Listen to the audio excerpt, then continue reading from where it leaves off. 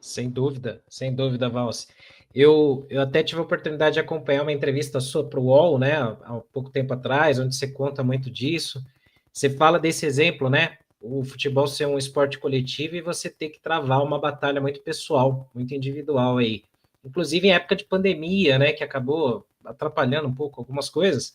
Muito. Mas eu lembro que você destacou um ponto que eu acho que ele acaba voltando para outras pessoas que enxergam você hoje.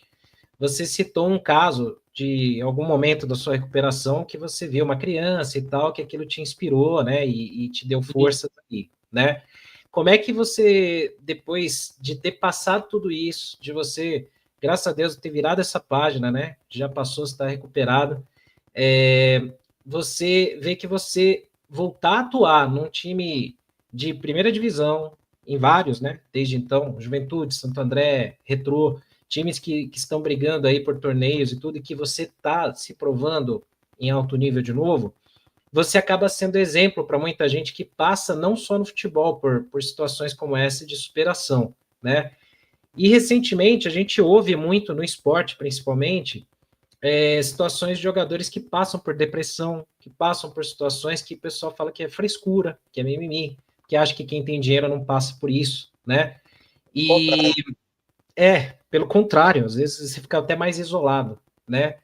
E, e eu queria muito assim, não explorar isso de um jeito ruim, mas que você pudesse até falar para essas pessoas que hoje podem ver você como um exemplo de superação nisso também, cara, porque às vezes as pessoas não têm acesso, né, a um psicólogo, né, uma terapia ou alguém muito próximo, não sabe onde ir e tem que encontrar forças nelas mesmas, né? Sim, sim. Cara, é um assunto bem delicado, né? Eu, particularmente, posso dizer que eu digo que o meu processo foi muito difícil, porque a lesão ela é só um pequeno detalhe ali do que você realmente precisa curar, né? Porque quando você acaba entrando num caminho, né? E a lesão que eu tive, a gente pode pegar como exemplo, ó, o Neymar, ele teve a mesma lesão, praticamente, com um ano. E hoje ele tem sofrido bastante com a volta dele por conta. É difícil, né? O seu corpo, ele perde a adaptação de estar jogando ali em alto nível, né? Então, quando você é exigido de novo, depois de um ano, 2 anos parado, como foi a situação do próprio Neymar e até a minha, né, que ainda foi mais tempo ainda, isso acaba tornando muito mais difícil o processo, porque aí você está fazendo um esforço para voltar e meio que as coisas estão dando errada, né? E aí é nessa hora que as coisas começam a ficar difíceis, porque você começa a pôr dúvidas novamente, né? Só que a fase pior já passou, que era quando você, eu sempre digo, né, que a pior fase é quando é o início ali.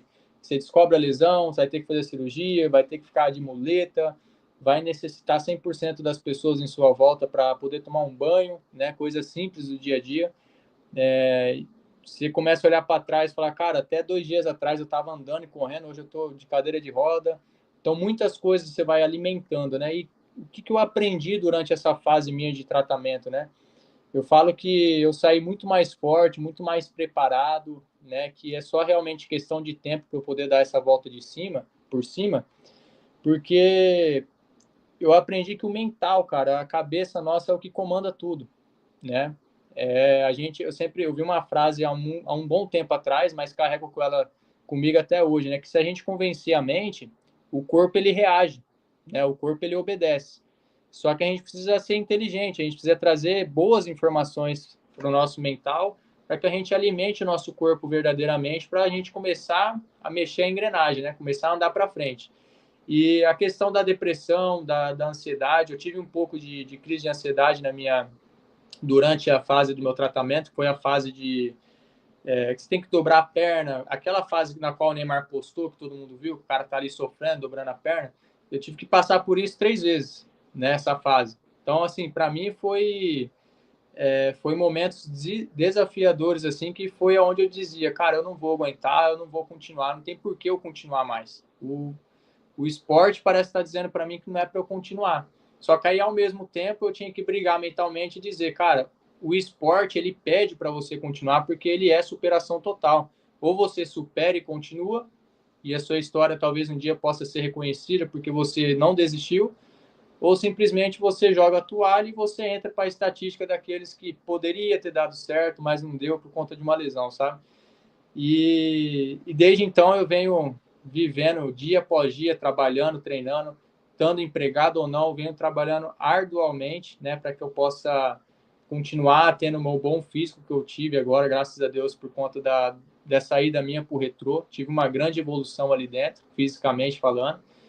E a depressão e a crise de ansiedade, ela vem por conta daquilo que a gente alimenta, né? A dor, eu sempre digo, hoje eu aprendi verdadeiramente que a dor ela é passageira, né? Por mais tempo que você esteja vivendo isso, mas ela vai passar, só que ela precisa de um start mental.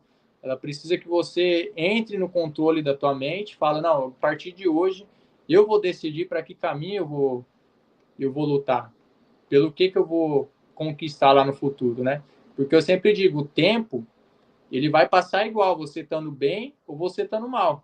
O tempo ele nunca vai parar, ele vai continuar, né? E aí cabe a todos que estejam ouvindo ter essa clareza mental de falar assim, cara, eu vou fazer com que esse tempo no futuro seja algo melhor, que o meu resultado daqui um mês, daqui um ano, daqui 5, 10 anos, seja um resultado melhor, né? E aí é onde você começa a se apegar em coisas boas. Eu, como eu disse, na minha fé, me apeguei muito a Deus, foi algo que eu tive, assim, tenho plena certeza que hoje eu estou de pé também pela força que Deus me deu, né?